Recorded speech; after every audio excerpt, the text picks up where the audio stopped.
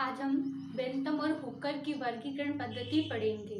Bentham और Hooker की वर्गीकरण पद्धति के अंदर हम देखते हैं कि जो बेंथम और हुकर थे, इनकी वर्गीकरण पद्धति प्राकृतिक वर्गीकरण पद्धति है। जॉर्ज बेंथम एवं जेडी हुकर ने अपनी वर्गीकरण पद्धति अपनी प्रसिद्ध पुस्तक जेनेरा प्लांटेरम के अंदर प्रस्तावित की थी। जो बेंथम और हुकर है, इनकी वर्गीकरण पद्धति डी कैंडोले की वर्गीकरण पद्धति का विस्तृत एवं संशोधित रूप है। बेंथम और हुकर ने लगभग 202 कुलों के अंदर पुष्पीय पादपों का वर्णन किया था। तो हम देखते हैं कि जो बेंथम और हुकर के जो वर्गीकरण है, उसके लिए एक फ्लो चार्ट दिया गया था। फ्लो चार्ट में उन्होंने सीड प्लांट को 3 सब डिवीजन के अंदर विभाजित किया है। पहला है डाइकोटिलिडनी, दूसरा है जिम्नोस्पर्मी और तीसरा है मोनोकोटिलिडनी। तो इस तरीके से हम देखते हैं कि डाइकोटिलिडनी और मोनोकोटिलिडनी के बीच में जिम्नोस्पर्मी को रखा गया है। अब देखते हैं कि डाइकोटिलिडनी को फिर से 3 क्लास के अंदर विभाजित किया है। पहली है पॉलीपेटली, दूसरा है गेमोपेटली और तीसरा है मोनोक्लेमाइडी।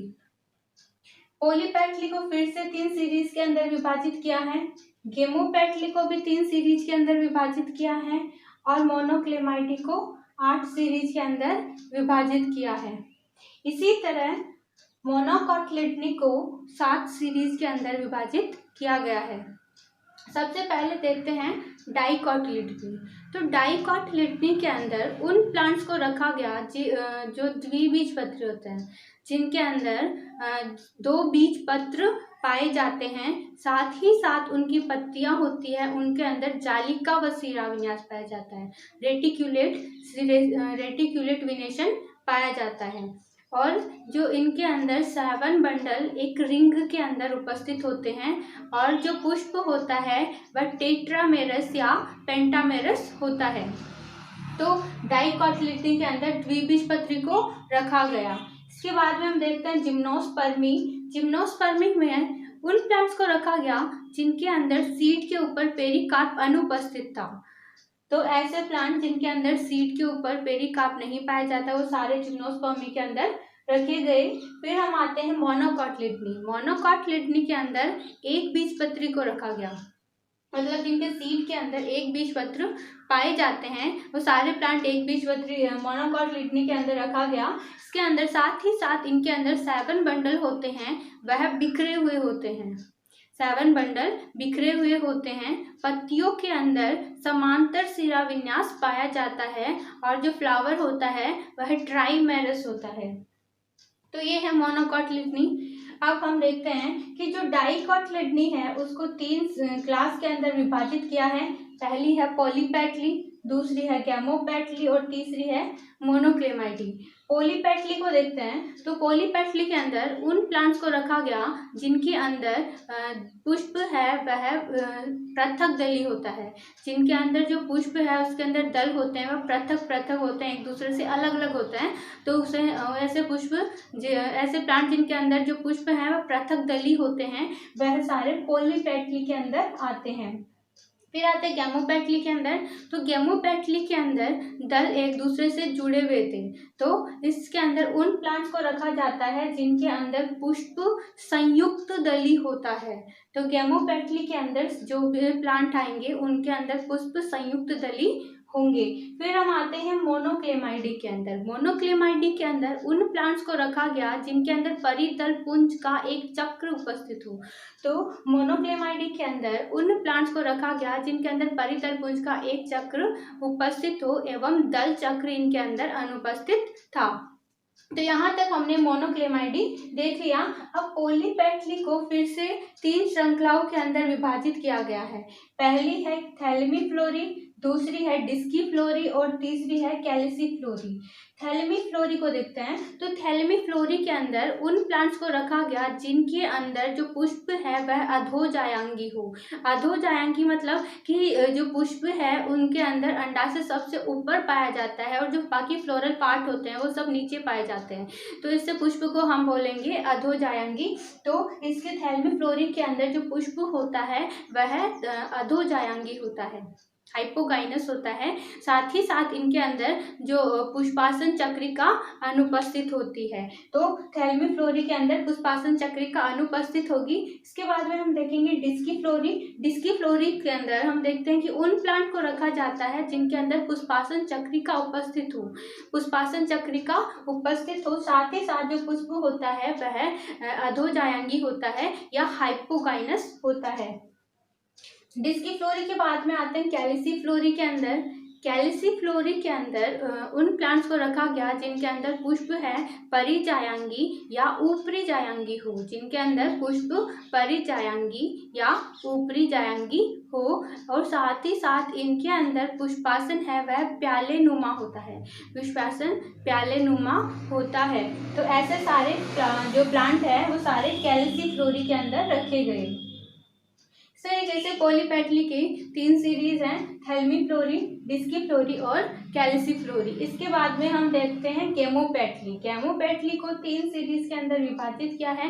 पहली है इन्फेरिक। इन्फेरिक के अंदर उन प्लांट्स को रखा गया जिनके अंदर अंडाशय है वह इंफीरियर हो, अंडाशय है वह इंफीरियर हो। तो इसमें ऐसा होगा कि जो अंडाशय है वह अधोवर्ती होगा, बाकी जो फ्लोरल पार्ट होते हैं वह अंडाशय से ऊपर से निकलते हैं। तो ऐसे प्लांट जिनके अंदर अंडाशय इंफीरियर हो, साथ ही साथ इनके अंदर जो पुंकेसर है उनकी संख्या दल पालियों के बराबर होती है। तो ऐसे प्लांट इंफीरियर के अंदर रखे गए। फिर आते हैं हेटेरोमेरी के अंदर। हेटेरोमेरी के अंदर उन प्लांट को रखा गया है जिनके अंदर अंडाशय उच्चवर्ती हो, अंडाशय सुपीरियर हो, सबसे ऊपर पाया जाता हो अंडाशय। तो ऐसे प्लांट किसके अंदर रखे गए? हेटेरोमेरी के अंदर। साथ ही साथ यह द्विअंडपी और बहुअंडपी हो सकते हैं। तो ऐसे प्लांट सारे हेटेरोमेरी के अंदर रखे गए। हेटेरोमेरी के बाद में आता है बाइकार्पेलिटी। बाइकार्पेलिटी के अंदर हम देखते हैं कि बाई का मतलब होता है 2, ठीक है, और यहाँ पर कार्पेलिटी से हम देख सकते हैं कार्पल से, ठीक है। तो इन प्लांट्स के अंदर 2 अंडक पाए जाते हैं या 2 कार्पल पाए जाते हैं, और इनका जो ओवरी होती है, जो अंडाशय होता है वह इंफीरियर होता है। तो सारे प्लांट वो किसके अंदर रखे जाएंगे? बाइकार्पेलिटी के अंदर, जिनके अंदर 2 कार्पल पाए जाते हैं और जो इनकी ओवरी होती है वह इंफीरियर होती है। फिर आते हैं हम मोनोक्लेमाइडी के अंदर। तो मोनोक्लेमाइडी के अंदर हमने ये बोला था कि इनके अंदर परितल पुंज का एक चक्र पाया जाता है, ठीक है। तो परितल पुंज का एक चक्र पाया जाता है और दल चक्र अनुपस्थित होता है। इसको 8 सीरीज के अंदर विभाजित किया है। पहली है कर्वेमरी। कर्वेमरी को इस तरीके से समझा जा सकता है कि कर्व का मतलब होता है मुड़ा हुआ, और एम्ब्री से हम ले सकते हैं एम्ब्रियो मतलब भ्रूण। तो इनके अंदर जो प्लांट आते हैं उनके अंदर जो भ्रूण है वह मुड़ा हुआ होता है, एक भ्रूण होगा वह मुड़ा हुआ होगा। साथ ही साथ ये प्लांट होते हैं वह द्विलिंगी होते हैं और स्थलीय होते हैं। फिर हम कर्वेमरी के बाद श्रृंखला मल्टी ओवलिटी एक्वेटिसी। इसके अंदर अधिकतर प्लांट होते हैं वह जलीय होते हैं और जायांग युक्तांडपी एवं बीजांड असंख्य होते हैं। फिर श्रृंखला मल्टी ओवलिटी टेरेस्ट्री। इसके अंदर अधिकतर प्लांट स्थलीय होते हैं, जायांग युक्तांडपी बीजांड असंख्य होते हैं। फिर श्रृंखला माइक्रो एम्ब्री। इसके अंदर अंडाशय युक्तांडपी या पृथकांडपी हो सकता है, बीजांड प्राय एक होता है। फिर डेफनेल्स के अंदर उन प्लांट को रखा गया जिनके अंदर ओव्यूल 1 या 1 से अधिक हो, साथ ही साथ इनके अंदर जो जायांग है वह एकांडपी होगा। तो ऐसे सारे प्लांट डेफनेल्स के अंदर रखे गए। फिर हम आते हैं एक्लेमाइडोस्पोरी के अंदर। एक्लेमाइडोस्पोरी इसके अंदर, इस सीरीज के अंदर उन प्लांट्स को रखा गया जिनके अंदर ओव्यूल है वह 1 से 3 हो सकते हैं। जिनके अंदर ओव्यूल हैं 1 से 3 हो सकते हैं, मतलब 1 हो सकता है, 2 हो सकता है या फिर 3 हो सकते हैं। ठीक है, साथ ही साथ जो अंडाशय होगा वह एकांडपी मतलब युक्तांडपी होते हैं। तो ऐसे प्लांट एक्लेमाइडोस्पोरी के अंदर रखे गए हैं। फिर हम आते हैं यूनिसेक्सुअल्स के अंदर। यूनिसेक्सुअल्स के अंदर जो ऐसे प्लांट, इनके अंदर जो पुष्प होगा वह एक लिंगी होगा।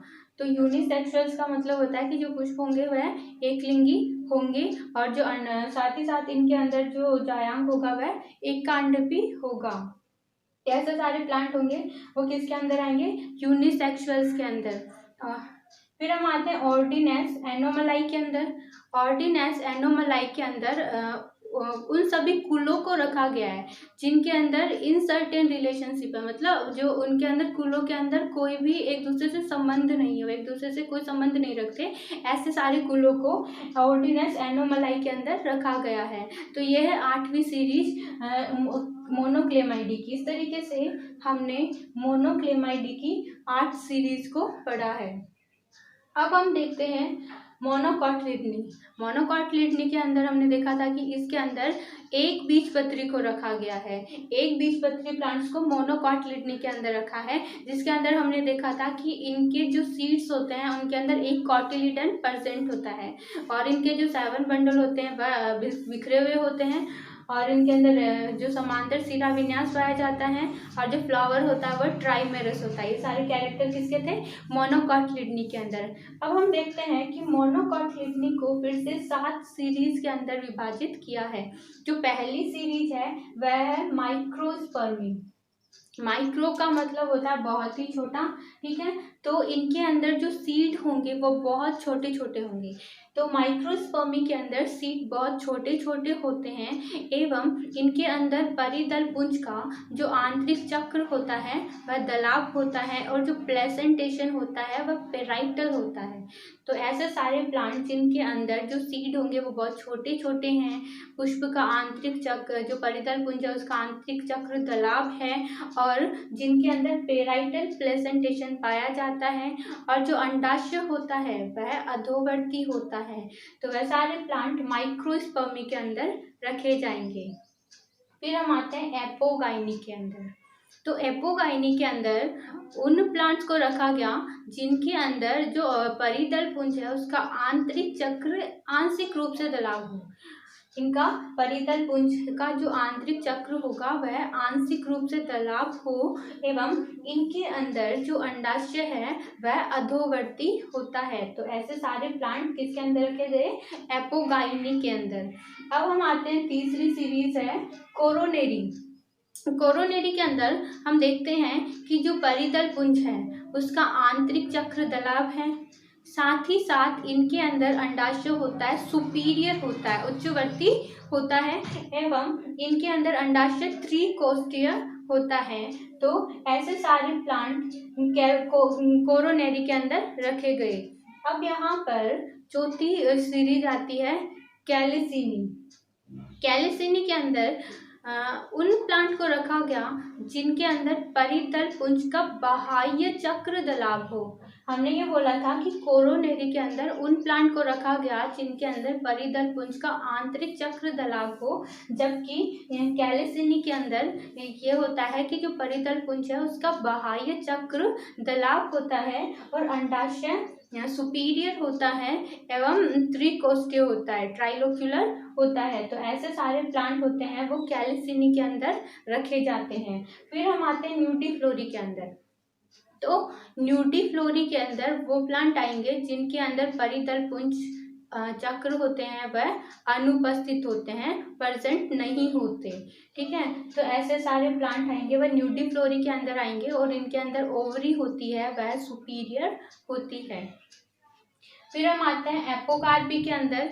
तो एपोकार्पी के अंदर उन प्लांट को रखा गया जिनके अंदर जो ओवरी है सुपीरियर होते हैं, साथ ही साथ इनके अंदर जो अंडाशय जो बीजांड होता है वह एक होता है। तो ऐसे एपो का मतलब नहीं, इसके अंदर हम देखते हैं कि एपो का मतलब होता है अलग अलग, ठीक है। तो एपो का मतलब होता है अलग अलग, साथ ही साथ इनके अंदर कार्पी का मतलब हम ले सकते हैं कार्पल से। तो इनके अंदर जो कार्पल होते हैं वह अलग अलग होते हैं, ठीक है। तो इनके अंदर जो कार्पल होंगे वो एक दूसरे से अलग अलग होते हैं। साथ ही साथ इनके अंदर जो अंडाशय होता है वह उच्चवर्ती होता है, सुपीरियर होता है। तो ऐसे प्लांट एपोकार्पी के अंदर रखे जाएंगे जिनके अंदर कार्पल अलग अलग हो, एक दूसरे से जुड़े हुए नहीं हो, साथ ही साथ इनके अंदर अंडाशय उच्चवर्ती हो या सुपीरियर हो, वो सारे प्लांट एपोकार्पी के अंदर रखे जाएंगे। फिर हम आते हैं ग्लूमेसी के अंदर। तो ग्लूमेसी के अंदर उन प्लांट को रखा जाएगा जिनके अंदर पुष्प है एक हो, असावृत हो, एवं जो सहपत्र होते हैं सहपत्रों के कक्ष में उपस्थित हो। तो ग्लूमेसी के अंदर फ्लावर एक होता है, असहपत्र होता है, एवं वह सहपत्रों के कक्ष से निकलते हैं। तो वह सारे किसके अंदर रखे जाएंगे? ग्लूमेसी के अंदर रखे जाएंगे। तो इस तरीके से हमने बेंथम और हुकर का फ्लो चार्ट देखा, जिसके अंदर हमने देखा कि डाइकोटिलिडनी और मोनोकोटिलिडनी के बीच में जिम्नोस्पर्मी को रखा गया है। तो यहाँ पर हम देखते हैं कि जो जिम्नोस्पर्मी है इनको 3 कुलों के अंदर विभाजित किया गया। जिम्नोस्पर्मी को 3 कुलों के अंदर विभाजित किया गया, जिसमें से पहला है निटेसी। पहला कुल है निटेसी, इसको 3 कुलों के अंदर विभाजित किया गया। जो पहला कुल है वह निटेसी, और निटेसी के अंदर निटम को रखा गया। इसी प्रकार इसके अंदर जो दूसरा कुल होगा वह होगा कोनिफरेसी, और कोनिफरेसी के अंदर पाइनस को रखा गया। और जो तीसरा कुल होगा वह होगा साइकेडेसी, और साइकेडेसी के अंदर साइकस को रखा गया। इस तरीके से जिम्नोस्पर्मी को 3 कुलों के अंदर विभाजित किया गया। अब जो हमने बेंथम हुकर का वर्गीकरण तो देख लिया, इसके बाद में बेंथम हुकर के गुण और दोष देखते हैं। इसके मेरिट क्या है, इसके डीमेरिट क्या है, वो देख लेते हैं। तो जो बेंथम और हुकर है, इसके वर्गीकरण का जो सबसे पहले हम देखते हैं इसके गुण क्या हैं। तो इसके गुण हैं, सबसे पहला गुण है ये है कि जो बेंथम और हुकर की वर्गीकरण पद्धति है, इसको विश्व में अलग अलग देशों में पादप संग्रहालय के अंदर पादपों की व्यवस्था क्रम के अंदर काम में लिया जाता है। बेंथम और हुकर की जो वर्गीकरण पद्धति है, इस पद्धति के आधार पर अनेक पादप संग्रहालय के अंदर पादपों को व्यवस्थित किया गया है। भारत और इंग्लैंड में बेंथम और हुकर वर्गीकरण पद्धति प्रचलित है, मान्य है। इसके बाद में जो बेंथम और हुकर है उसकी वर्गीकरण पद्धति है, उसका दूसरा गुण ये है कि बेंथम और हुकर की वर्गीकरण पद्धति के अंदर कुल जाति है, इनका जो अध्ययन है वो वास्तविक प्रारूपों के आधार पर है। वास्तविक प्रारूपों के अध्ययन के आधार पर कुल एवं जातियों का अध्ययन किया गया है। तो हम कह सकते हैं कि यह वर्गीकरण पद्धति विस्तृत अध्ययन पर आधारित है, ठीक है। तो यह वर्गीकरण पद्धति विस्तृत अध्ययन पर आधारित है, क्योंकि इसके अंदर जो कुल है, जो वंश है, जो जाति है, उनका अध्ययन वास्तविक प्रारूपों के आधार पर किया गया है। तो यह बेंथम हुकर वर्गीकरण पद्धति का दूसरा गुण हुआ। फिर हम देखते हैं कि जो बेंथम और हुकर की वर्गीकरण पद्धति है, इसके अंदर डाइकोटिलिडनी को पहले रखा गया है और मोनोकोटिलिडनी को बाद में रखा गया है। तो इसके अंदर डाइकोटिलिडनी को पहले रखा गया है और मोनोकोटिलिडनी को बाद में रखा गया है, जो कि विकासवर्तीय दृष्टिकोण से देखा जाए तो ये एकदम सही है। तो यह बेंथम हुकर की वर्गीकरण पद्धति का तीसरा गुण हुआ। फिर हम देखते हैं कि जो बेंथम और हुकर की वर्गीकरण पद्धति है, इसको अध्ययन की सुविधा के लिए इसके अंदर वंशों को उपवंशों के अंदर विभाजित कर दिया गया। बेंथम और हुकर की वर्गीकरण पद्धति के अंदर अध्ययन की सुविधा के लिए वंशों को उपवंशों के अंदर विभाजित कर दिया गया। बेंथम और हुकर की वर्गीकरण पद्धति के अंदर जो डाइकोटिलिडनी है, द्विबीजपत्री समूह को जो पहला गण है वह रेनेल्स था, जो रेनेल्स है, ठीक है। तो बेंथम और हुकर की वर्गीकरण पद्धति के अंदर द्विबीजपत्री का जो पहला गण था वह रेनेल्स रखा गया, जो कि सबसे प्रिमिटिव है, तो इसे सही माना गया है। तो इस तरीके से हमने देखा कि बेंथम और हुकर की जो वर्गीकरण पद्धति के गुण क्या क्या हैं। अब हम देखते हैं बेंथम हुकर की वर्गीकरण पद्धति के दोष क्या हैं, इसके डीमेरिट क्या हैं वह देखते हैं। तो बेंथम और हुकर की वर्गीकरण पद्धति के अंदर सबसे पहला दोष ये था कि जो बेंथम और हुकर की वर्गीकरण पद्धति है, इनके अंदर जो प्लांट समूह है, जो प्लांट समूह का विभाजन किया गया था, उसके उनको एक लक्षण या फिर कुछ लक्षणों के आधार पर पादपों को कृत्रिम रूप से बड़े समूह के अंदर विभाजित कर दिया। इस पद्धति के अंदर पादपों को एक लक्षण या कुछ प्रमुख लक्षणों के आधार पर बड़े समूह के अंदर विभाजित कर दिया, जिसकी वजह से जो कुल थे एक दूसरे से रिलेटेड थे, जो कुल एक दूसरे से संबंधित थे, वह एक दूसरे से अलग अलग हो गए। इसका दूसरा दोष ये है कि जो इस वर्गीकरण पद्धति के अंदर जिम्नोस्पर्मी को डाइकोटिलिडनी और मोनोकोटिलिडनी के बीच में रखा गया, जो कि बिल्कुल विसंगत है, सही नहीं है। तो इस पद्धति के अंदर डाइकोटिलिडनी और मोनोकोटिलिडनी के बीच में जिम्नोस्पर्मी को रखना विसंगत है, यह भी इस पद्धति का दोष है। इस पद्धति के अंदर मोनोक्लेमाइडी समूह का निर्माण पूर्ण रूप से कृत्रिम था। मोनोक्लेमाइडी जो वर्ग है, इसका निर्माण पूर्ण रूप से कृत्रिम था। इसके जो मोनोक्लेमाइडी के अंदर अनेक कुल हैं, वह पॉलीपेटली के कुलों के साथ समानता दर्शाते हैं। तो यह भी बेंथम और हुकर की वर्गीकरण पद्धति का दोष है। इस तरीके से इसके कुछ एग्जाम्पल देख सकते हैं कि जो कार्बेमरी है, इसके सभी कुल पॉलीपेटली की कैरियोफिलेसी कुल के साथ समानता दर्शाते हैं, लेकिन वह एक दूसरे से अलग अलग हो गए। ठीक है, इसी प्रकार हम देख सकते हैं कि जो पोटोस्टोमेसी है, वह रोजेल्स कण है उसके साथ समानता दर्शाते हैं। लोरेसी है, वह मैग्नोलिएसी के साथ समानता दर्शाती है, पर ये सारे एक दूसरे से अलग अलग रखे गए हैं। तो यह भी बेंथम और हुकर की वर्गीकरण पद्धति के दोष हैं। इस पद्धति का एक दोष यह भी है कि जो लीलिएसी कुल है, उसका निर्धारण अंडाशय लक्षणों के आधार पर किया गया। लीलिएसी कुल का निर्धारण अंडाशय लक्षणों के आधार पर किया गया, जिसकी वजह से जो कुछ पादप समूह इसके संबंधित थे, वे इससे अलग अलग हो गए। तो ये सारे क्या हैं, बेंथम और हुकर वर्गीकरण पद्धति के दोष है। तो इस तरीके से आज हमने बेंथम और हुकर की वर्गीकरण पद्धति पढ़ी, जिसमें हमने उसका फ्लो चार्ट देखा, उसके गुण और दोष देखे।